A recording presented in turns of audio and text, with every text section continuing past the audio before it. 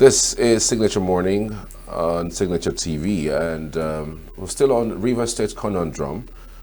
We would be speaking to Aminu Kalgo. He is a barrister, is located in Birnin Kebbi State. He will give us an insight into what he feels and possibly talk to us about what even the Northern Zone feels about this particular constitutional issue, because again there are so many constitutional problems that this has also brought forward.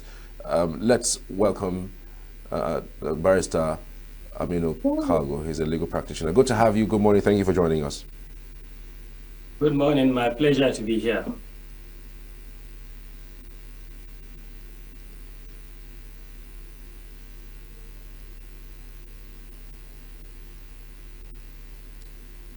Aminu Kalgo, can you hear me?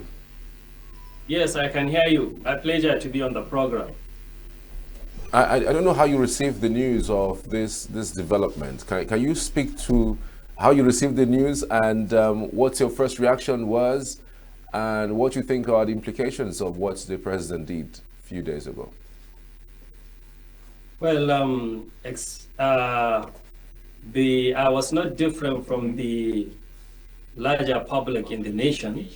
It was really an unexpected move by the government, because it just came as so sudden and abrupt that to hear that the state of emergency was declared on River State. Yes, but still one should remember that really in River State there is a conundrum, as you rightly, observed, because the government there is not in effect on ground. There is a great rift between the executive and the legislature, and it is a state without, an appropriation bill, a state without elected local government chairman, and there are direct orders of the Supreme Court that the allocation of the state should not be paid anymore by the. So I don't think there is a simple fix for the program, and the federal government in its ingenuity feel that state of emergency would be a way to solve that problem. So in a nutshell, this is what the nation was abreast of, and I'm not different to take the shock. Think of the general legal implications, because again a whole lot of persons have said the president did not follow due process. Some others also think that what has happened in River State with the bombing of the pipeline doesn't warrant to suspension of the constitution. Go for break. What you should. Yes, you see the law is there, and this law for declaration of state of emergency is predicated upon facts on ground. And the section is very clear under section 3, listed items that can form that the circumstances fact that may lead to declaration of state of emergency.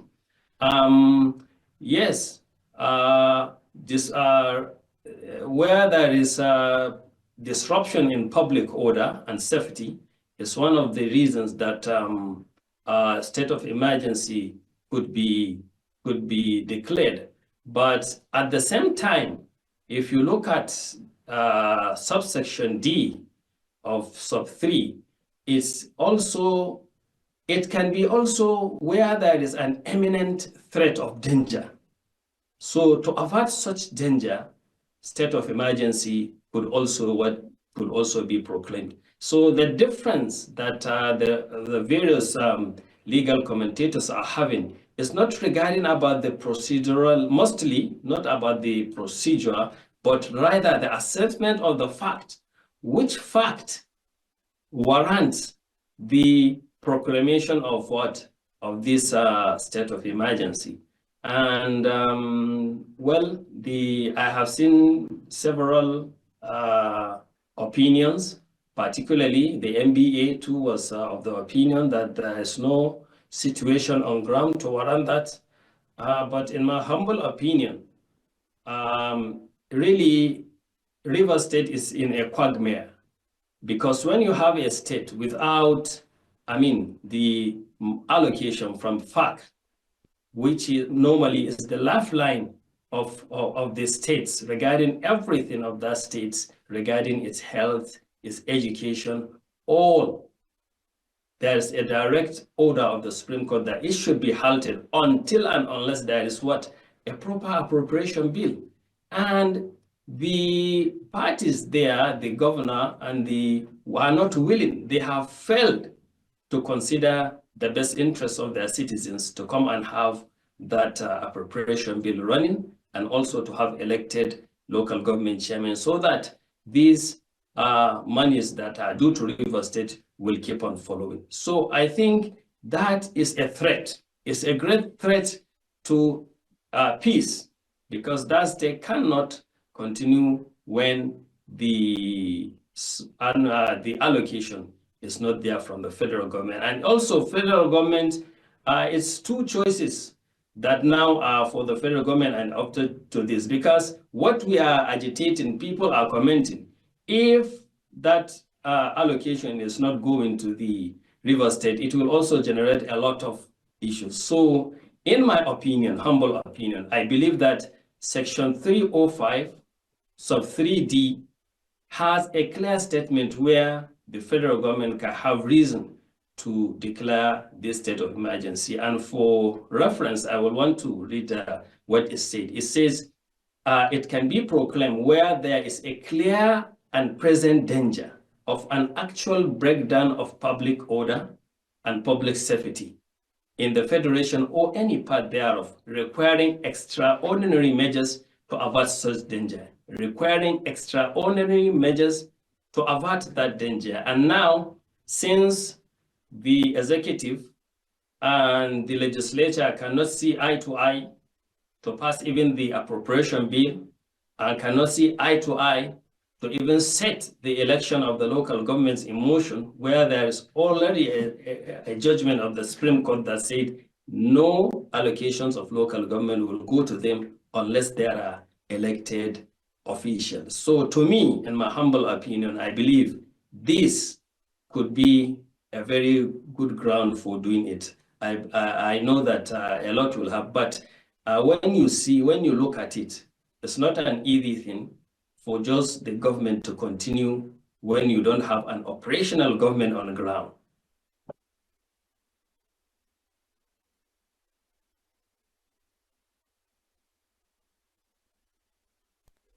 Some persons have also faulted that there's not much that has been done. I mean, there was no obvious threats to the safety of properties and lives in River State. The reasons why the president said that he's going straight to suspending the government of River State. For you, as someone who is watching on the hindsight, do you think that's more to this particular move by the president than just keeping the peace in River State?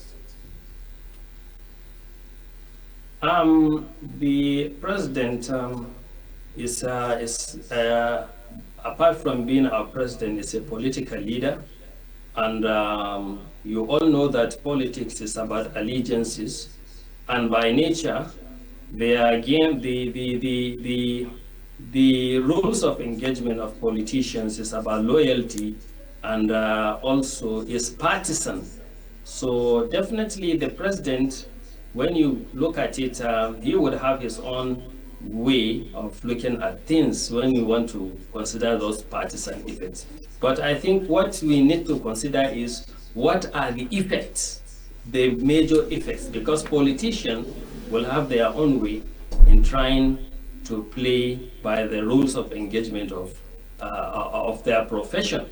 Because now when you have the minister of FCT, is not a secret. Everyone knows that he is from another party, that is the PDP. And all the same, the government have given him a position in this government of APC, and his connection and position regarding the current governor of River State is well known, that there is a great rivalry between them. But to be honest, you see what the federal government did affects all, because the members of the House of Assembly of River States, this this position taken by the federal government affect them as it affects the executive governor of River State as well. I remember some time back, when the judgment was delivered, we had an interview here. I said, well, what the politicians need to do then, we should not take our eyes from them. They should have the interests of their people at mind, no matter the rivalry. The rivalry, partisan rivalry, is just there for them to, as a way, it's not an end in itself for the politicians.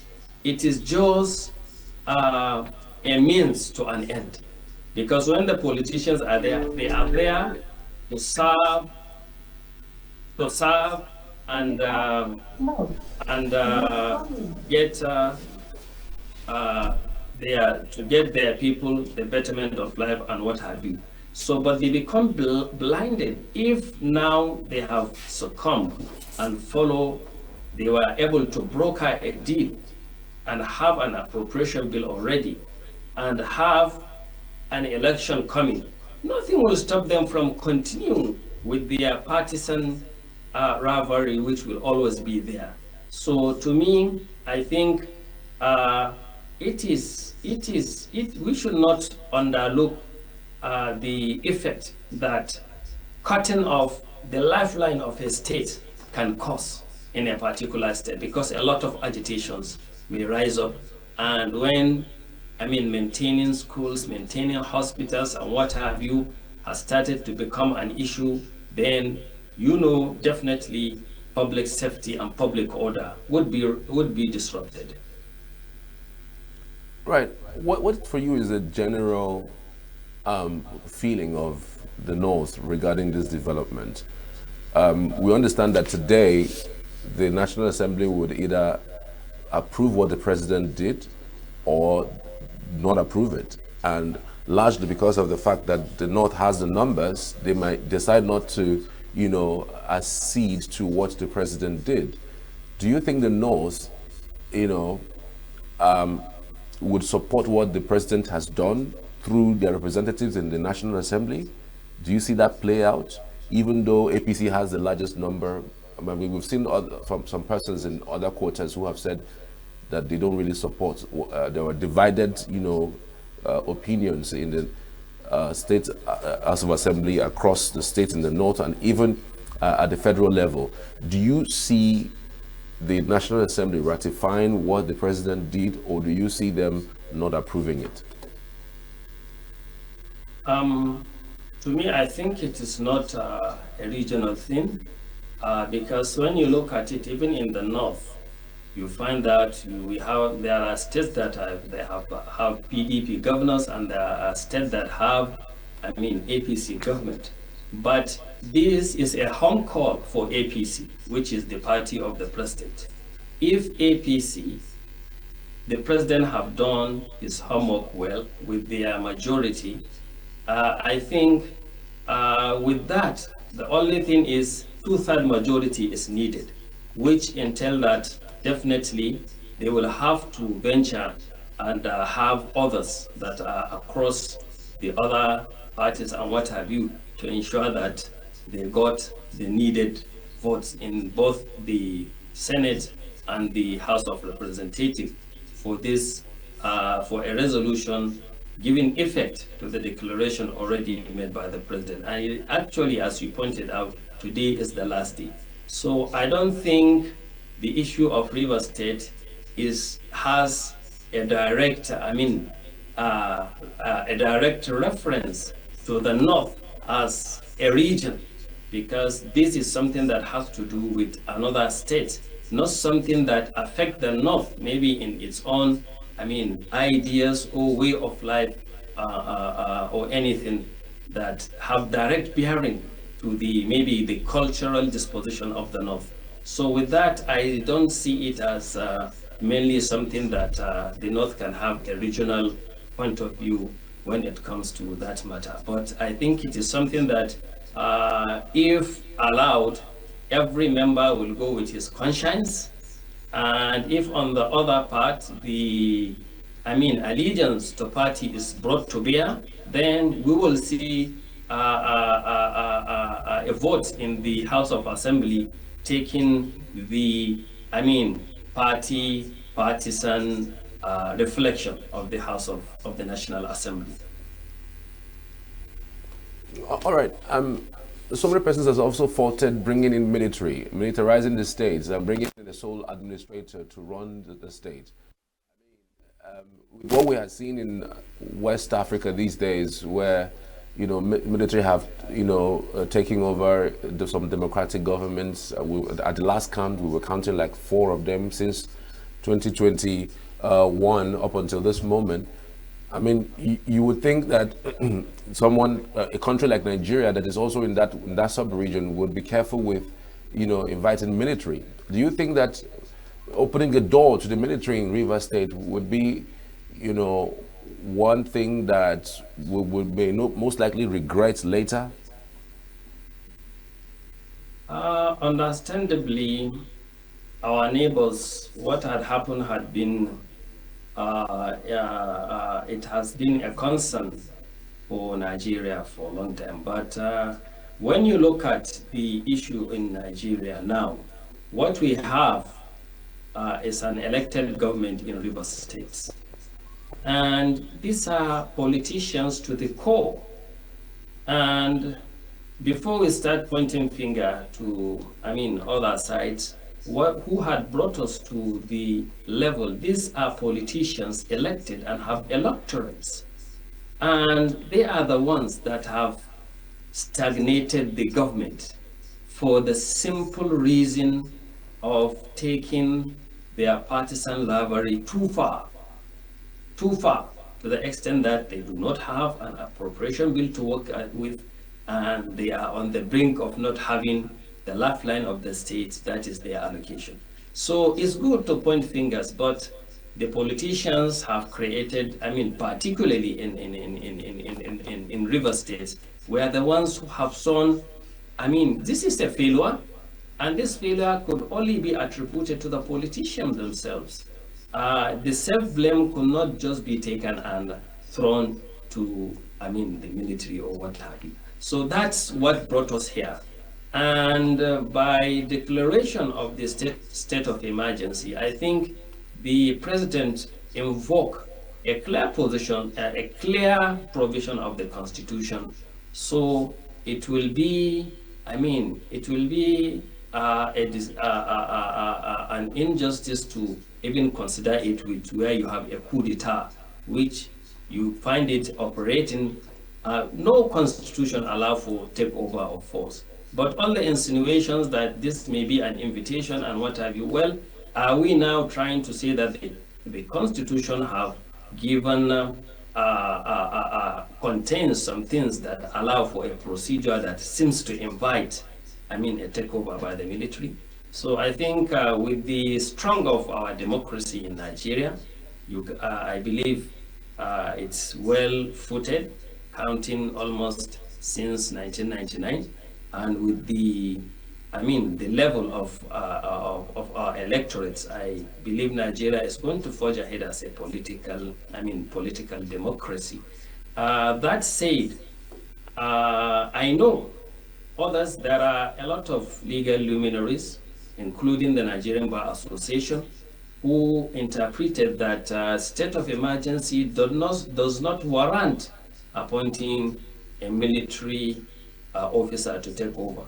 But whatever preposition one may have, those who argue on the other side are saying this is a measure, extraordinary measure. When I read that section, you said requiring extraordinary measure.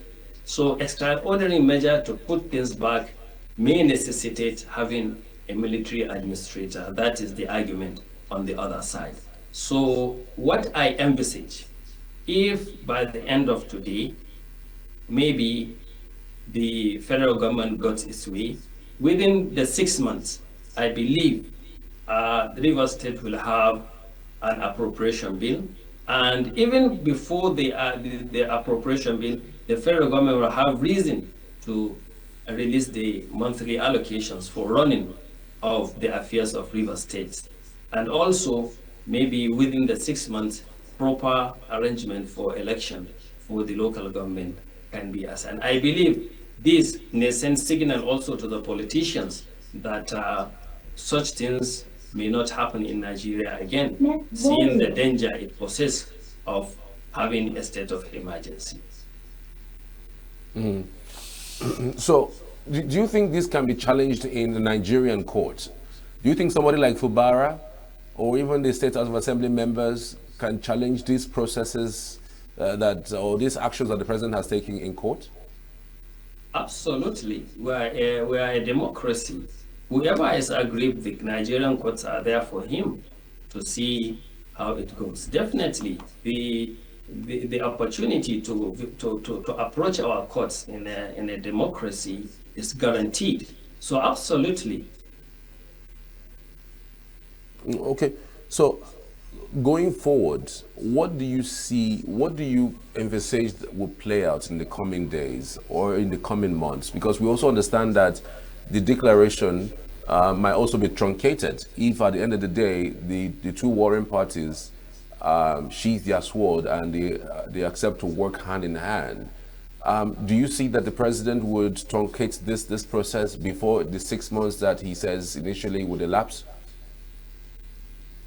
Well, what you are envisaging now is when we already have a state of emergency, whether it will take its full course of 6 months or not. Well, the Constitution have ample,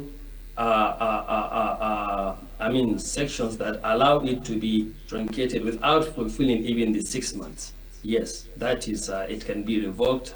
The Constitution is very clear about that. But I think the situation we are in now is one of whether we are going to have the state of emergency or not. And that is within the next maybe 12 hours. Then Nigeria will know whether the state of emergency will hold or it would be, it may not be,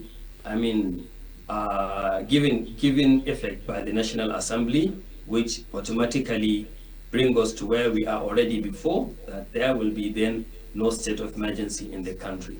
So now the only thing to look at is that maybe at the end of today, we will know whether there is going to be what? The state of emergency in River State or not. So these are the circumstances whether we should look. If there is not going to be a state of emergency, what will be the fate of River State? If there is going to be the state of emergency, I think we have discussed some of the things that we envisage to happen. Right.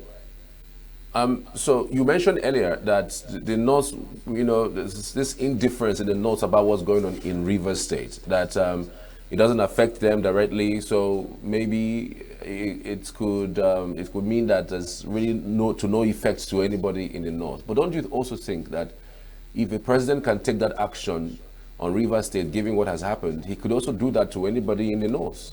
After all, he would say he did it in the South. What I'm trying to say, it's not about indifference. Nigeria is our country. Everyone can have an opinion. But when you ask a question that what is the position of the North, that's why I answered you the way I did. Because whenever you want to know what certain section mean of the country, then it must be something that maybe either according to their culture or certain thing that unite them, that something like that has come toward where they need to, give their opinion. I think state of emergency could be declared anywhere, even in the North. Even in the North, it could be declared in the North, and the North may not have a uniform position, depending on the circumstances that led to what?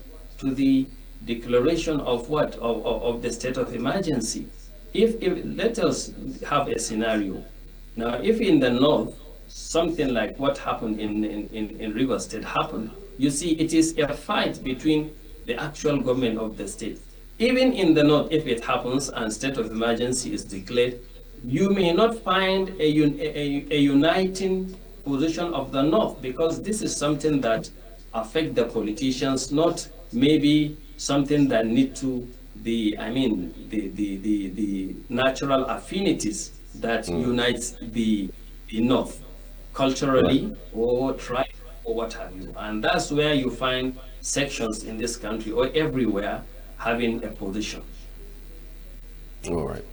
Thank you so much for your insights. I mean, it's one very brilliant input on the show this morning. We truly appreciate you, sir. My pleasure.